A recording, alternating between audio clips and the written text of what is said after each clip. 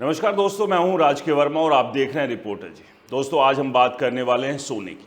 सोने को लेकर एक चौंकाने वाला खुलासा हुआ है। क्या है ये खुलासा, किसने किया है और क्या सच में दिवाली तक गोल्ड 2 लाख के पार जा सकता है?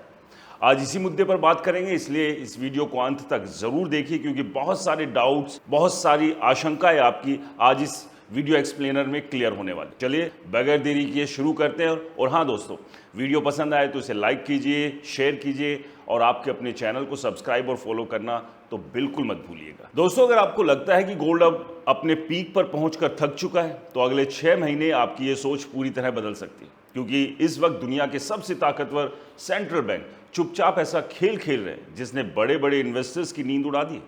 अमेरिका का फेडरल रिजर्व, चीन का people's bank of China, Bharat का आरबीआई और यूरोप के कई सेंट्रल बैंक्स रिकॉर्ड स्तर पर सोना खरीद रहे हैं। वर्ल्ड गोल्ड काउंसिल की ताजा रिपोर्ट के मुताबिक सिर्फ 2026 की पहली तिमाही में दुनिया भर के सेंट्रल बैंक्स ने करीब 254 टन गोल्ड खरीदा, जो पिछले क्वार्टर के मुकाबले लगभग 17% ज्यादा है। रिपोर्ट के अनुसार पोलैंड ने करीब 31 टन गोल्ड खरीदा, उज्बेकिस्तान ने 25 टन, जबकि चाइना लगातार 5वें महीने अपना गोल्ड रिजर्व बढ़ाता रहा। और सबसे चौंकाने वाली बात यह है कि दुनिया की इकोनॉमी चलाने वाले ये बड़े बैंक अब डॉलर से ज़्यादा भरोसा गोल्ड पर दिखा रहे हैं, यानी पर्दे के पीछे बहुत कुछ बड़ा पक रहा है। क्योंकि सेंट्रल बैंक आम इन्वेस्टर्स की तरह भाव देखकर गोल्ड नहीं खरीदते, वो आने वाले फाइनेंशियल स्टॉर्म को देखकर तैयारी करते हैं। और शायद यही वजह है कि रॉयटर्स, ब्लूमबर्ग, फाइनेंशियल टाइम्स और वर्ल्ड गोल्ड काउंसिल जैसी एजेंसियां लगातार इस गोल्ड बाइंग वेव को लेकर बड़ी चेतावनी दे रही हैं। अब सवाल ये है कि आखिर अचानक पूरी दुनिया को सोने की इतनी याद क्यों आई? तो इसके पीछे पहला और सबसे बड़ा कारण है जियोपॉलिटिकल टेंशन, यानी दुनिया में बढ़ता युद्ध और अस्थिरता का खतरा। मिडल ईस्ट में अमेरिका ईरान के बीच की तनातनी अभी तक शांत नहीं हुई है। कभी भी ट्रंप आकर कह देते हैं कि आज हमला करेंगे, कल हमला करेंगे, और हॉर्मुज की स्थिति आप जानते ही हैं। इस सब के बीच रशिया यूक्रेन वॉर पहले से ही चल रही है।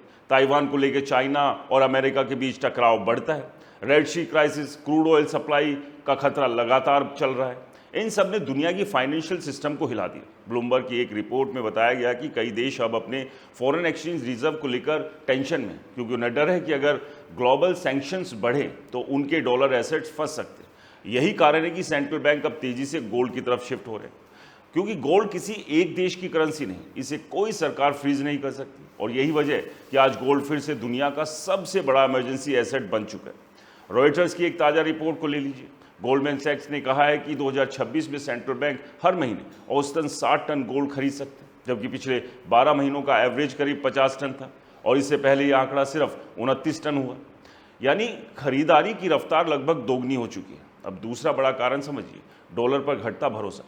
दोस्तों, 2022 में जब रशिया पर पश्चिमी देशों ने कई बड़े सैंक्शंस लगाए और उसके फॉरेन रिजर्व्स तक को फ्रीज कर दिया, तब दुनिया के कई देशों को एक बहुत बड़ा संदेश मिल गया कि अगर आप पूरी तरह डॉलर सिस्टम पर निर्भर हैं तो संकट के समय आपकी इकोनॉमी पर भी दबाव आ सकता है। फाइनेंशियल टाइम की रिपोर्ट के मुताबिक ब्रिक्स देशों के बीच भी डॉलर डिपेंडेंसी कम करने को लेकर गंभीर चर्चाएं चली थी। चाइना, रशिया पहले से ही अपने गोल्ड रिजर्व तेजी से बढ़ा रहे हैं और इंडिया भी लगातार रिजर्व डाइवर्सिफिकेशन की नीति पर काम कर रहा है। मतलब अब सिर्फ डॉलर रखना सुरक्षित नहीं माना जाएगा। लेकिन दोस्तों, इस सब के बीच प्रधानमंत्री नरेंद्र मोदी ने देश से अपील की थी कि लोग 1 साल तक सोना ना खरीदें। तो क्या देश के लोगों को सोना ना खरीदने की अपील कर आरबीआई यानी कि सेंट्रल बैंक गोल्ड खरीद रहा है? इसको लेकर भी सोशल मीडिया पर कई तरह की चर्चाएं हो रही हैं। लेकिन अब उसके पीछे के कारण और डिटेल्स क्या हैं उस पर भी अगले वीडियो में बात करेंगे। लेकिन सबसे बड़ी बात यह कि कई देशों ने तय किया है कि फॉरेन रिजर्व में गोल्ड का हिस्सा बढ़ाया जाए, क्योंकि गोल्ड एक ऐसा एसेट है जो हजारों साल से संकट के समय सुरक्षा कवच बनता है। यही कारण है कि दुनिया के सेंट्रल बैंक्स अब गोल्ड को सिर्फ मेटल नहीं बल्कि स्ट्रेटेजिक वेपन की तरह देख रहे हैं। अब तीसरा बड़ा कारण आता है इन्फ्लेशन और इकोनॉमिकल फियर, यानी पूरी दुनिया भर में बढ़ती महंगाई और इकोनॉमिक स्लो डाउन का डर। क्रूड ऑयल की कीमतों में लगातार उतार चढ़ाव, सप्लाई चेन पर दबाव, बॉन्ड मार्केट में भारी उथल पुथल और अमेरिका में ब्याज दरों को लेकर असमंजस, इन सब ने इन्वेस्टर्स को डरा दिया। जब भी दुनिया में इन्फ्लेशन बढ़ती है, लोग करेंसी से भरोसा खोने लगते हैं और तब गोल्ड सेफ हेवन बन जाता है। यही कारण है कि पिछले कुछ सालों में रिटेल इन्वेस्टर से लेकर सोवनियर फंड्स तक गोल्ड की तरफ भाग रहे हैं। सीएनबीसी की रिपोर्ट के मुताबिक कई बड़े हेज फंड्स भी अब गोल्ड एक्सपोजर बढ़ा रहे हैं, क्योंकि उन्हें डर है कि ग्लोबल रिसेशन का खतरा अभी खत्म नहीं है और ये और ज़्यादा बढ़ने वाला है। तो दोस्तों सबसे दिलचस्प बात यह है कि जब आम लोग स्टॉक मार्केट में तेजी देखकर खुश हो रहे होते हैं, उसी समय सेंट्रल बैंक्स चुपचाप गोल्ड जमा कर रहे होते हैं, क्योंकि उन्हें आने वाले संकट की आहट पहले सुनाई देती है। यही वजह है कि गोल्डमैन सैक्स ने अपने गोल्ड टारगेट को बढ़ाकर 2026 के अंत तक करीब $5400 प्रति ऑन्स तक पहुंचने की संभावना जताई है, जबकि पहले उनका टारगेट लगभग $4900 था। और यूबीएस और आईएनजी जैसे बड़े फाइनेंशियल इंस्टीट्यूशंस ने भी गोल्ड को लेकर बुलिश आउटलुक दिया है। ब्लूमबर्ग की रिपोर्ट के मुताबिक अगर ग्लोबल टेंशन और बढ़ता है तो गोल्ड में एक और सुपर रैली देखने को मिल सकती है। अब जरा भारत का गणित समझिए। भारत दुनिया के सबसे बड़े गोल्ड कंज्यूमर में से एक है। यहाँ शादी ब्याह से लेकर इन्वेस्टमेंट तक गोल्ड की भारी डिमांड रहती है। अगर इंटरनेशनल मार्केट में गोल्ड तेजी पकड़ता है और साथ में रुपया कमज़ोर होता है, जो कि अभी स्थिति बनी हुई है, तो भारतीय बाजार में सोने के दाम और तेज़ी से बढ़ सकते हैं। यानी अगर दुनिया में फाइनेंशियल फियर बढ़ा, क्रूड महंगा हो ही चुका है और डॉलर मजबूत हुआ, तो भारत में गोल्ड नए रिकॉर्ड बना सकता है। यही वजह है कि एनालिस्ट अब कह रहे हैं कि आने वाले महीनों में गोल्ड सिर्फ ज्वेलरी नहीं बल्कि फाइनेंशियल इंश्योरेंस बन सकता है। लेकिन दोस्तों, कहानी का दूसरा पहलू भी है, क्योंकि गोल्ड हमेशा सीधी लाइन में नहीं बढ़ता। अगर अचानक स्टॉक मार्केट क्रैश हुआ या इन्वेस्टर्स को कैश की ज़रूरत पड़ी, तो वो प्रॉफिट बुकिंग के लिए गोल्ड भी बेच सकते हैं, और ऐसा पहले हुआ है। और तब कुछ समय के लिए गोल्ड में तेज गिरावट भी आ सकती है। गोल्डमैन सैक्स ने खुद इन्वेस्टर्स को अलर्ट कर रहने की सलाह दी है। यानी शॉर्ट टर्म में वॉलेटिलिटी बहुत खतरनाक हो सकती है, लेकिन लॉन्ग टर्म में दुनिया का भरोसा लगातार गोल्ड की तरफ बढ़ रहा है। और शायद यही वजह है कि आज दुनिया के सबसे बड़े सेंट्रल बैंक्स अपनी तिजोरियां तेजी से सोने से भरे, क्योंकि उन्हें डर है कि आने वाले समय में ग्लोबल इकोनॉमी में ऐसा भूचाल आ सकता है जो डॉलर सिस्टम से लेकर स्टॉक मार्केट तक सब कुछ हिला सकता है। और अब सबसे बड़ा सवाल, अगर दुनिया के सबसे ताकतवर बैंक गोल्ड खरीद रहे हैं, तो क्या आने वाले महीनों में आम लोगों के लिए भी गोल्ड सबसे बड़ा सेफ इन्वेस्टमेंट बनने वाला है? क्या इस दिवाली तक गोल्ड सच में इतना महंगा हो सकता है कि आम आदमी के लिए सोना खरीदना मुश्किल हो जाए, या फिर ये पूरी रैली सिर्फ डर और अफवाहों का बबल है जो कभी भी फूट सकता है? क्योंकि इस वक्त दुनिया का गोल्ड मार्केट दो बिल्कुल अलग अलग डायरेक्शन में भागता दिखाई दे रहा है। एक तरफ दुनिया के सबसे बड़े सेंट्रल बैंक्स रिकॉर्ड स्तर पर गोल्ड खरीद रहे हैं, दूसरी तरफ मार्केट में अचानक तेज गिरावट और प्रॉफिट बुकिंग भी देखने को मिल रही है। यानी ऊपर से सब कुछ चमकदार दिख रहा है, लेकिन अंदर बहुत बड़ा डर छिपा हुआ है। और यही वजह है कि अब गोल्डमैन सैक्स से लेकर यूबीएस और ब्लूमबर्ग तक लगातार गोल्ड को लेकर चेतावनी और बड़े टारगेट दोनों दे रहे हैं। दोस्तों जरा समझिए, गोल्ड सिर्फ ज्वेलरी नहीं है, ये पूरी दुनिया की फियर मीटर है। जब दुनिया डरती है, गोल्ड भागता है, और जब दुनिया को भरोसा लौटता है, तो गोल्ड कमज़ोर पड़ता है। यही वजह है कि अभी मार्केट में सबसे ज़्यादा नज़र अमेरिका के फेडरल रिजर्व पर है, क्योंकि अगर यूएस फेड ब्याज दरें लंबे समय तक ऊंची रखता है, तो गोल्ड के लिए मुश्किलें बढ़ सकती। दरअसल गोल्ड खुद कोई ब्याज नहीं देता, इसलिए जब बॉन्ड यील्ड बढ़ती है तो इन्वेस्टर पैसा गोल्ड से निकाल कर बॉन्ड में डालने लगते हैं। पिछले कुछ महीनों में यही सब देखने को मिला। यूएस 10 ईयर ट्रेजरी यील्ड कई बार 4.5% के आसपास पहुंची, और जैसे ही बॉन्ड मार्केट मजबूत हुआ, गोल्ड में अचानक प्रॉफिट बुकिंग शुरू हो गई। सीएनबीसी और रॉयटर दोनों ने अपनी रिपोर्ट में बताया है कि हाई इंटरेस्ट रेट की वजह से शॉर्ट टर्म में गोल्ड पर दबाव बना हुआ है। लेकिन दोस्तों, कहानी यहीं ख़त्म नहीं होती, क्योंकि उसी समय दूसरी तरफ सेंट्रल बैंक्स लगातार गोल्ड खरीदते हैं। यानी दुनिया के बड़े खिलाड़ी अभी भी लॉन्ग टर्म में गोल्ड पर दाव लगा रहे हैं। रॉयटर्स की रिपोर्ट के ही मुताबिक गोल्डमैन सैक्स ने कहा है कि अगर जियोपॉलिटिकल टेंशन और सेंट्रल बैंक बाइंग ऐसे ही चलती रही, तो 2026 के अंत तक गोल्ड करीब $5400 प्रति ऑन्स तक जा सकता है। अब जरा इसका भारतीय बाजार पर असर समझिए।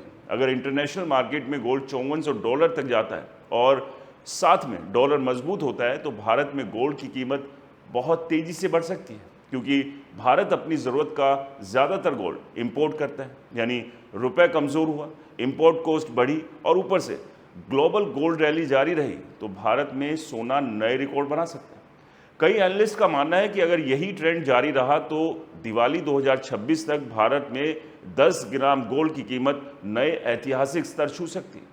कुछ एक्सपर्ट्स 2 लाख प्रति 10 ग्राम के स्तर की चर्चा भी कर रहे हैं। हालांकि ये पूरी तरह मार्केट कंडीशन पर निर्भर करेगा, लेकिन डर यही खत्म नहीं होता, क्योंकि गोल्ड मार्केट में सबसे बड़ा खतरा अब लिक्विडिटी शॉक बन गया है।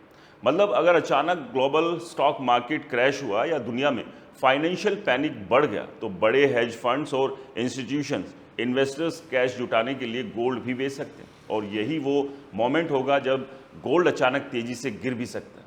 याद कीजिए 2008 का फाइनेंशियल क्राइसिस, उस समय शुरुआती पैनिक में गोल्ड भी गिरा क्योंकि इन्वेस्टर्स को कैश चाहिए था, लेकिन बाद में वही गोल्ड सबसे बड़ा सेफ हेवन भी बन गया। यानी शॉर्ट टर्म और लॉन्ग टर्म की कहानी अलग अलग। एक और रिपोर्ट के मुताबिक अगर यूएस इकोनॉमी में रिसेशन आया और फेड में इंटरेस्ट रेट कट शुरू करता है तो गोल्ड में अगली बड़ी रैली देखने को मिल सकती है।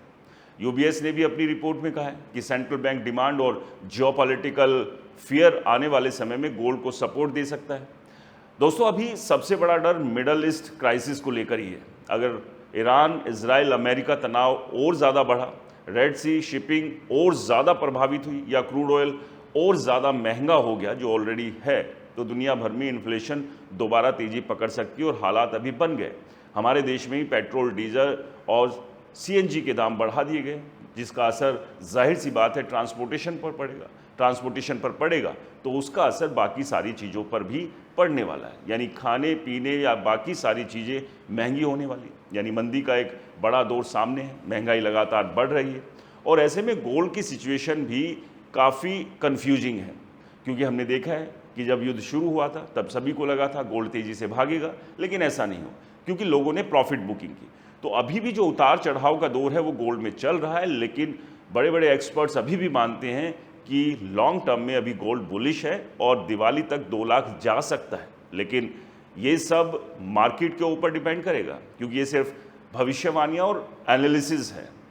गोल्ड अब अपने हिसाब से मूव कर रहा है, वो किसी की डायरेक्शन के हिसाब से आगे नहीं बढ़ रहा है। तो इसलिए ध्यान रखिए, क्योंकि एक छोटी सी भी खबर मार्केट को ट्रिगर कर रही है और एक छोटी सी खबर मार्केट को गिरा भी रही है। तो दोस्तों, आपको क्या लगता है आने वाला समय गोल्ड के लिए कैसा है? अपना अनुभव ज़रूर साझा करें।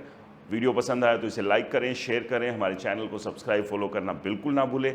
और हाँ दोस्तों, ये वीडियो सिर्फ नॉलेज और एजुकेशन पर्पज़ के लिए, यहाँ इन्वेस्टमेंट की कोई सलाह नहीं है, इसलिए जहाँ भी इन्वेस्ट करें सोच समझ के करें। नमस्कार।